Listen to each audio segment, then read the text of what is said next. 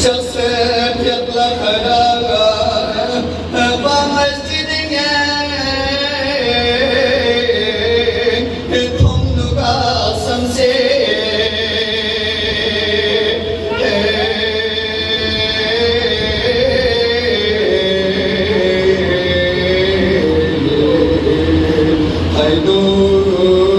دشمن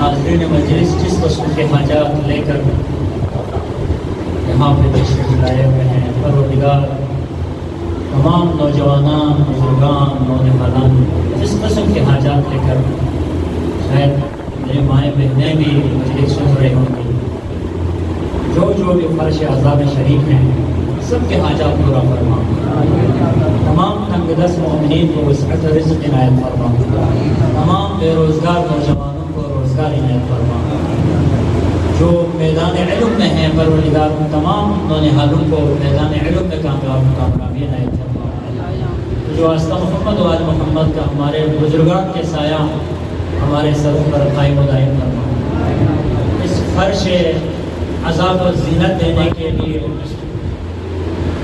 دن رات ایک کر کے جتنے بھی نوجوانان، نونہالان، علماء مصروف عمل ہیں، پروردگارہ جس طرح انہوں نے اس گھر کو آباد کیا ہے، اس عزاخانے کو آباد کیا ہے، ان کے گھروں کو بھی آباد فرما، تمام بیماران بحق بیمار کربلا خصوصاً حاضرین میں سے جو بھی جس قسم کے ظاہری و باطنی امراض میں مبتلا ہو، شیعیان حیدر کرار دنیا کے جس کونے میں جس ہاسپٹل میں مریض ہو، اور خصوصاً حالت جنگ میں جتنے بھی زخمی مجاہدین ہیں، پروردگار سب کو شفائے کلی و عاجل ہے،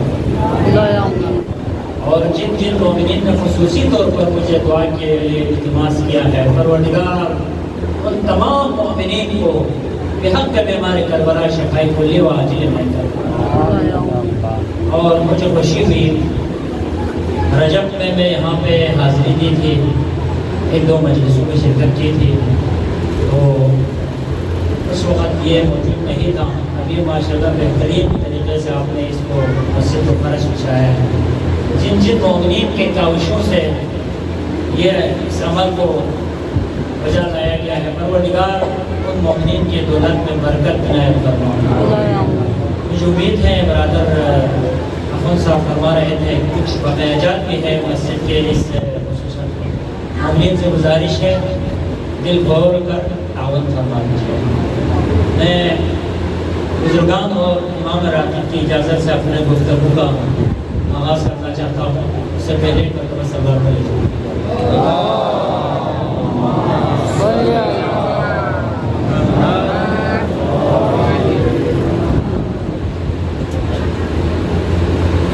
کل میں نے مظلوم کربلا کے جو فرمان خروج کے وقت ارشاد فرما کر چلے گئے تھے، آپ لوگوں کے خدمت میں ایک بیان ہوا کہ میں اگر خروج کر رہا ہوں تو میرے مقصد خروج یہ ہے۔ کربلا بہترین درسگاہ ہے۔ کربلا زندگی کے جس حصے جتنے بھی اصناف ہیں، جتنے بھی شعبجات ہیں، جس طریقے سے کربلا سے درس لینا چاہیں، یعنی ہر طرح کا درس اس کربلا کی کتابچے میں موجود ہے، اس تفسیر کربلا میں ہر چیز موجود ہے۔ یعنی کربلا ایک ایسے عظیم درسگاہ ہے جس عظیم درسگاہ میں جو اسٹوڈنٹ جس قسم کے آپ استفادہ لینا چاہتے ہیں، ہر قسم کے استفادہ آپ کو اس تفسیر کربلا کی کتاب سے آپ کو مل جائے گا۔ اور کربلا ایک ایسے عظیم معجزہ ہے، قرآن بھی ایک معجزہ ہے، قرآن کا بھی ایک معجزہ ہے۔ قرآن کا معجزہ کیا ہے؟ جب سے نازل ہوا تلاوت، سارے فوج آپ کے پیچھے لگے ہوئے ہیں، کہا یہ میری غیرت اور عزت کا تقاضا نہیں ہے، قتل کے خوف سے میں ایک خاتون کے پناہ میں رہوں۔ اللہ اکبر! غیرت ہاشمی، غیرت ہاشمی، ایک خاتون کے ہاں پناہ لوں قتل کے ڈر سے، میری غیرت گوارا نہیں کرتا۔ شہادت ہمارا ورثہ ہے، میرے تلوار میرے حوالہ کر دو، میں نکلتا ہوں باہر۔ اللہ اکبر! جتنے بھی عرب کے بڑے بڑے طاقتور جنگجو تھے، ابن زیاد نے سب کو بھیجا ہوا تھا مسلم کے مقابلے میں۔ مسلم کے مقابلے میں جس جنرل کے ساتھ فوج کو بھیجا ہوا تھا، جیسے ہی مسلم کو دیکھ کر ابن زیاد کے ساتھ پھر پیغام بھیجا، دوبارہ اور فوج بھیج دیا جائے۔ کہا، جواب بھیجا، اے جنرل، تمہارے ساتھ تو میں سارے جنگجو کو بھیج چکا ہے، اس کے باوجود تم پھر جنگجو بنا رہے ہو۔ تو کہا، میں کسی عرب کے لیڈر سے لڑنے نہیں، میں بنی ہاشم کے شہر سے لڑنے آیا ہوں، مجھے فوج چاہیے۔ مسلم گھر سے نکلے، حملہ حیدری سے جنگ کا آغاز ہوا، دشمنوں میں کافی خوف ہراس پھیل گیا۔ اگر مسلم مرد بن کر مسلم کے مقابلے میں کوئی بھی آتے تو کسی میں طاقت نہیں تھی مسلم سے لڑنے کی، لیکن مکاری، دھوکہ فریب آل محمد کی جس ہستی کو بھی شہید کر دیا ہے، یا دھوکے سے یا فریب سے، میدان جنگ میں کوئی بھی امام یا کوئی بھی امام زادہ یا کوئی بھی ہاشمی لال شہید نہیں ہوئے، دھوکے اور فریب سے۔ دھوکے اور فریب سے مسلم کو گرفتار کر کے لایا گیا دار الامارہ، جنہوں نے کوفے کی زیارت کی ہے، مسجد کوفہ کے بالکل اس طرف ہے جو جڑی بوٹی کوڑا کرکٹ کا جگہ ہے، ایک طرف بہشت کی طرح قبر مسلم دیکھو، ایک طرف وہ دارالعمارہ۔ ابن زیاد کے سامنے پیش کر دیا گیا، مسلم کے دونوں ہاتھ باندھے ہوئے ہیں، زنجیروں میں جکڑے ہوئے ہیں، زنجیروں میں باندھے ہوئے ہیں، مسلم گھبرا رہے ہیں۔ ابن زیاد زنجیروں میں جکڑے ہوئے ہیں، مسلم کانپ رہے ہیں۔ ابن زیاد کے ہاتھ، یہ ہے ہیبت حیدری و ہیبت ہاشمی۔ کہا عمر صاحب نے مسلم امیر کو سلام کر دو، کہا مالی امیر سوری الحسین، میرا امیر تو صرف حسین ہے، میرا امیر حسین کے علاوہ کوئی نہیں۔ کہا تم نے مجھے جہاں لے کر جانا ہے تو لے چلو۔ ابن زیاد کی حالت خراب ہے، اس میں ہمت نہیں میرے سامنے کھڑا رہنے کا، دربار تیرا، آزاد ہونے کے باوجود میں تو بندھا ہوا ہوں زنجیروں میں۔ لے کر گیا چھت پر دارالعمارہ کے، کہا بس مسائل کا آخری جملہ، میرا مقصود ہے پیغام پہنچانا اب تک۔ دارالعمارہ کے چھت پر جب پہنچے، عمر صاحب سے کچھ باتیں کی۔ عمر صاحب 3 خواہشات ہے میری، ایک تو میری تلوار اور زرہ بیچ کر میں کچھ درہموں کا دینار کا مقروض ہوں، میرا قرض ادا کر لیجیے۔ دوسرا، 2 بچوں کو، چھوٹے چھوٹے یتیم بچوں کو لے کر آیا ہوں، نہیں معلوم میرے بچے کہاں بھٹک رہے، چھوٹے ہیں، ایک کی عمر 7 سال، ایک 8 سال، محمد و ابراہیم، چھوٹے چھوٹے بچے ہیں۔ ہو سکے تو میرے آقا حسین تک میرے بچوں کو پہنچا دے، کیونکہ میرے جسم کے ساتھ رسیاں باندھ کر گلی کوچوں پہ گھمائیں گے نا، اگر میرے بچے دیکھ لے تو بچے ایسے ہی مر جائیں گے۔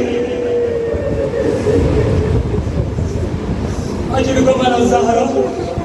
تیسری بات جو ہے، میں نے اپنے آقا کو خط لکھا تھا، آقا 18,000 کوٹھیوں میں میرے ہاتھوں بیعت کر لی، آپ آ جائے، ہو سکا تو میرے آقا سے کہہ دے آقا نہ آئیے، مسلم تو مارا ہی رہا۔ جب کہا نا آقا کو نہ بلائے، عمر سعد نے کہا اے مسلم، باقی تمہارے خواہش پورے ہو جائیں گے، لیکن تمہارے آقا کو بھی تمہارے طرف بلا کر شہید۔ اجرکم علی الزہرا۔ جب کہا نا آقا کو بھی شہید کر دیں گے، کوئی چارہ نہیں تھا مسلم کے پاس، بھول گئے، مسلم بچے کی بھول گئے، باقی سب بھول گئے۔ باد صبا کے ساتھ مسلم نے پیغام بھیجا، اے باد صبا، میرا سلام میرے آقا حسین تک پہنچا دے۔ السلام علیک یا ابا عبداللہ، علیکم منی السلام۔ آقا حسین، مسلم کا آخری سلام قبول۔ عرب کے معروف خطیب کے زبانی مسائل کا ایک جملہ میں نے سنا ہے، وہ مسائل یہ ہے، جب مسلم نے سلام بھیجا نا باد صبا کے ساتھ، حسین راستے میں تھے، کوفہ کے راستے میں تھے، حسین کے کانوں سے ٹکرائی سلام مسلم، حسین نے اچانک کہا وعلیکم السلام۔ مسلم کی ایک بیٹی تھی رقیہ نامی، اس بچی کے سر پر فوراً مسلم نے ہاتھ پھیرنا شروع کر دیا، کہا چچا آپ میرے سر پر ایسے ہاتھ پھیر رہے ہو مولا جیسے یتیموں کے ساتھ شفقت کی جاتی ہے۔ کہا بہن زینب، مسلم مصیبت میں ہے، مشکلات میں ہے، ہاتھ اٹھائے مسلم کے لیے دعا کرے، جیسے ہی سننا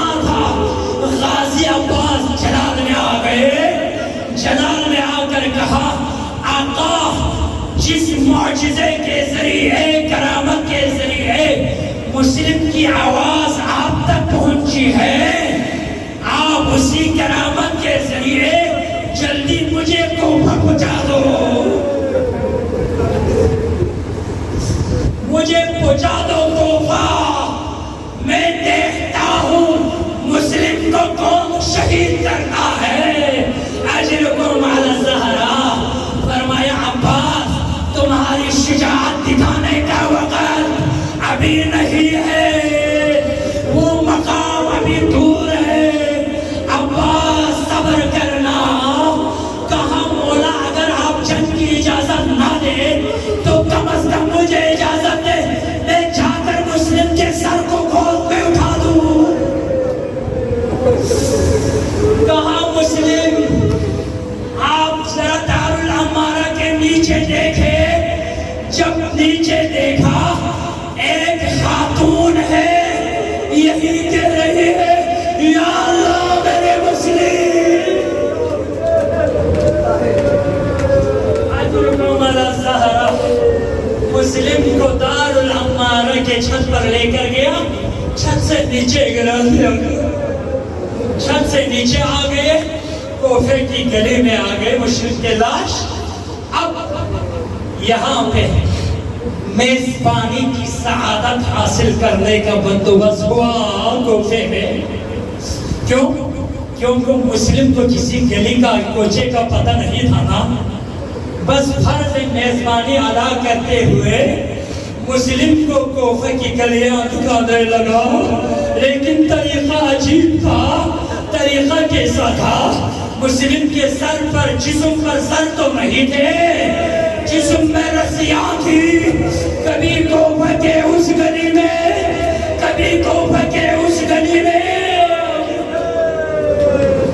بس آخری مصائب جب شہدائے کربلا شہادت کے بعد اسیران کربلا کا قافلہ کوفہ کے شہر سے گزرنے لگا، جب کوفہ کے ایک مخصوص دروازے پر جب قافلہ پہنچے نا تو ایک حزین آواز آئی ایک جگہ سے، اتنے حزین آواز جس میں یہی کہہ رہا تھا السلام علیکم